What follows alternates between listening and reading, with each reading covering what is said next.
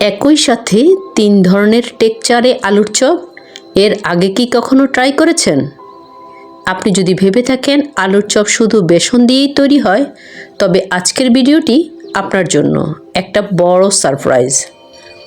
আজ আমি আপনাদের দেখাবো কিভাবে একই আলু দিয়ে বেসন, ময়দা এবং ব্রেড ক্রাম্বস ব্যবহার করে একদম ইউনিক ৩টি স্বাদের চপ বানানো যায়। আসসালামু আলাইকুম, ওয়েলকাম টু অ্যান্ডস কুকিং।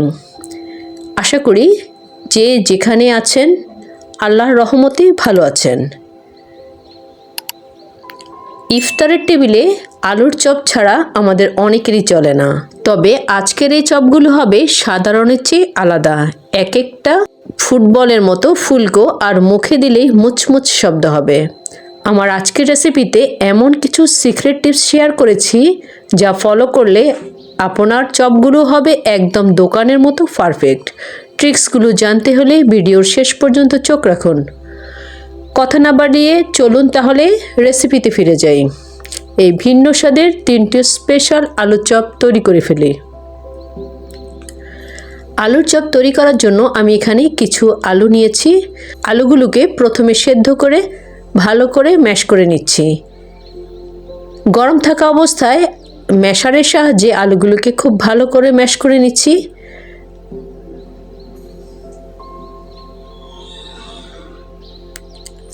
গরম অবস্থাতেই আলুগুলো ম্যাশ করে নিতে হবে যাতে কোনো বড় টুকরো না থাকে।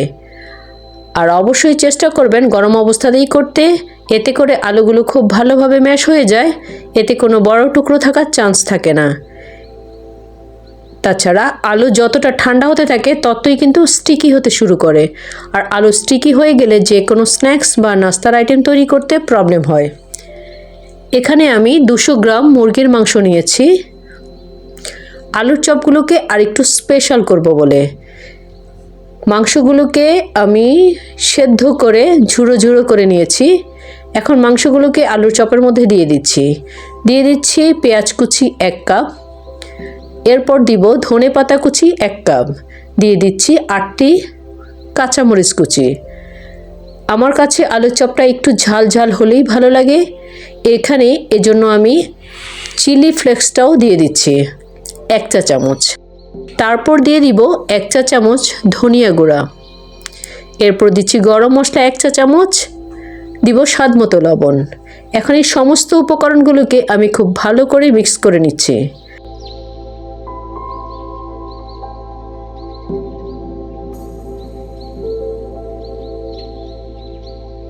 আমার সমস্ত আলুর চপ মাখানো হয়ে গিয়েছে। এখন এভাবে এরকম লম্বালম্বি করে আমি আমার পছন্দ মতো শেপ দিয়ে দিচ্ছি। এরকম করে সবগুলো শেপ দিয়ে দিচ্ছি। আমি আরেকটা দেখিয়ে দিচ্ছি। আমি সবগুলো আলুর চপ করে নিয়েছি। এখানে আমার প্রায় 25টার মতো আলুর চপ হয়েছে। আমি আমার মতো শেপ দিয়ে দিচ্ছি, আপনারা আপনাদের পছন্দ মতো যে কোনো শেপ দিয়ে দিতে পারবেন। এখন অন্য একটি বাটিতে 2.5 টেবিল চামচ ময়দা নিয়েছি। এখন এর মধ্যে আমি পরিমাণ মতো লবণ দিব, এরপর দিয়ে দিব 1/2 চা চামচ লাল মরিচের গুঁড়ো, আর দিচ্ছি 1/2 চা চামচ কর্নফ্লাওয়ার। এখন এগুলোকে মিক্স করে নিচ্ছি। এরপর দিয়ে দিব 2 টেবিল চামচ পরিমাণ পানি।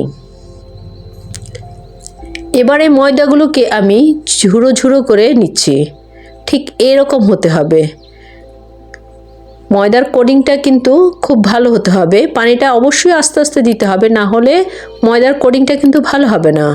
আমি কোটিংটাকে দেখিয়ে দিচ্ছি, দেখুন কোনো দলা পাকানো নেই, কি সুন্দর ময়দার কোটিংটা তৈরি হয়েছে। এখন এটাকে আমি তুলে নিচ্ছি। আরেকটি বাটিতে আরেকটু ময়দা দিয়ে দিচ্ছি, দিয়ে দিব অল্প পরিমাণে একটু লবণ, এবার একটু পানি দিয়ে দিব, তারপর এটাকে ভালো করে মিক্স করে নিচ্ছি যেন কোনো রকম বাবলস না থাকে। এরকম একটি বেটার তৈরি করে নিতে হবে। এই যে আমি দেখিয়ে দিচ্ছি, বেটারটা খুব বেশি পাতলা হবে না, আবার খুব বেশি ভারী হবে না। এখন আমি যেটা করব সেটা হচ্ছে আলুর চপগুলোকে এই বেটারের মধ্যে চুবিয়ে তারপর কোট করে নিব। এমনভাবে কোট করব যেন আলুর চপের কোনো অংশই বাদ না থাকে। এভাবে আমি সবগুলো করে নিচ্ছি।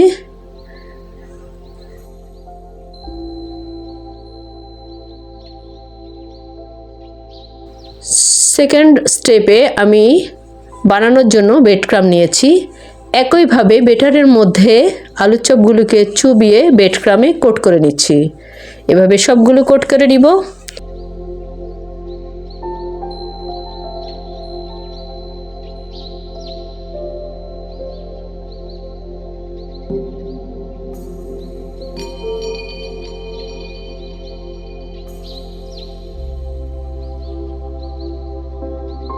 এই যে আমি ময়দার কোটগুলো করে নিয়েছি। এটা খেতে অনেক ক্রিস্পি হয়। এই যে এখানে ব্রেড ক্রাম্ব দিয়েও করে নিয়েছি। এখন তৃতীয় পদ্ধতিতে চলে যাচ্ছি। এটার জন্য আমি বেসন দিয়ে দিচ্ছি একটি বাটিতে। এটা আমার বাসায় তৈরি করা বেসন। দিয়ে দিব স্বাদ মতো লবণ। এখন দিয়ে দিব বেকিং পাউডার হাফ চা চামচ। দিয়ে দিচ্ছি পরিমাণ মতো পানি।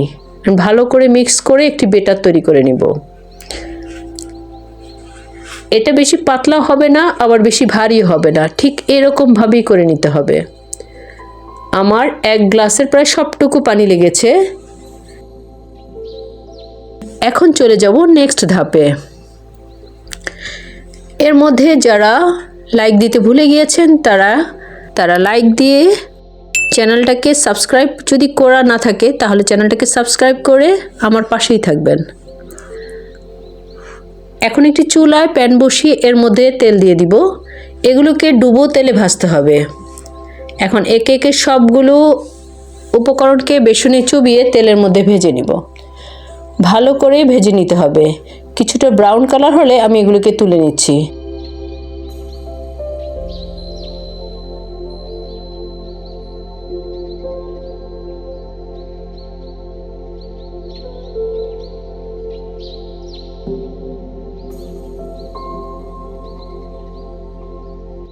তারপরে দিয়ে দিব ময়দার কোটিং করা আলুর চপ।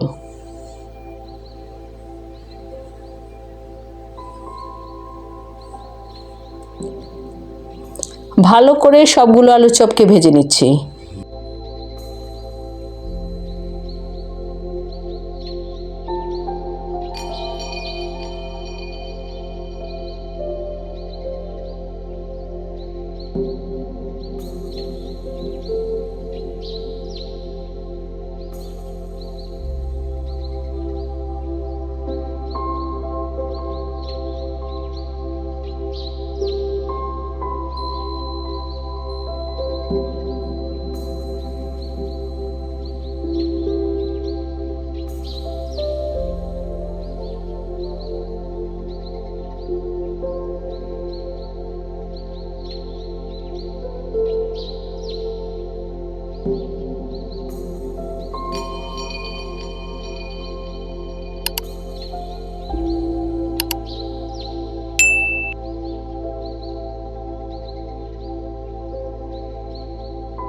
এই যে তাহলে তৈরি হয়ে গেল আমাদের 3 ধরনের আলুর চপের রেসিপি।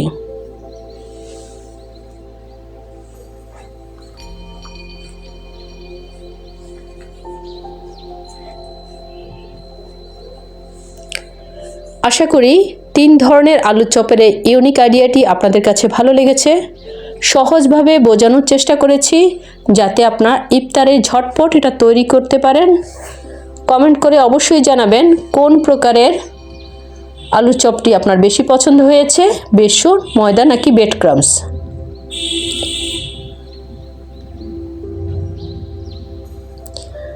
ভিডিওটি যদি আপনাদের ভালো লেগে থাকে তবে অবশ্যই আমার চ্যানেলটি সাবস্ক্রাইব করতে ভুলবেন না। আর যারা ফেসবুক থেকে দেখছেন তারা পেজটি ফলো করে পাশে থাকবেন। আজকের মতো এখানে বিদায় নিব। আবার নতুন কোনো রেসিপি নিয়ে চলে আসব শেয়ার করতে আপনাদের মাঝেই। সবাই সে পর্যন্ত ভালো থাকবেন, সুস্থ থাকবেন। আজ আর নয়, ওকে, আল্লাহ হাফেজ।